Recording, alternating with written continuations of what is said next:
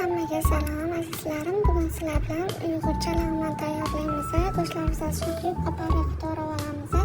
Qizib turgan qozonimizga to'g'rab olgan go'shtlarimizni sovolib ketidan piyozlarimizni shunaqa shaklda to'g'rab olib qozonimizga qovurgani solamiz. Videoda ko'rib turganinglardek ammo soyasini ishlatdim. Shu soyani solib 10-15 minutga dimlab qo'yib, ketgan sabzilarimizni, oqtirpimizni va sakaramizni shunaqa shaklda to'g'rab olib, uni qozonga solib qovurib olamiz. Yaxshilab qovurib olganimizdan keyin ittifoq tomat pastamizni kichkina qoshiqda bir qoshiq solib va yaxshilab aralashtirib, ketidan svetofor va qizil, yashil, sariq bir dona pomidorni shunaqa shaklda to'g'rab oldim. Uni qozonimizga qovurgani solamiz.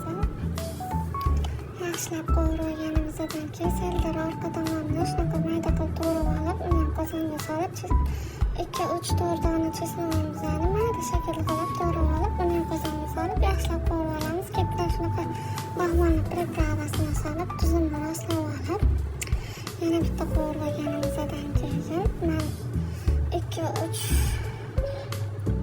kosa suv sovardim.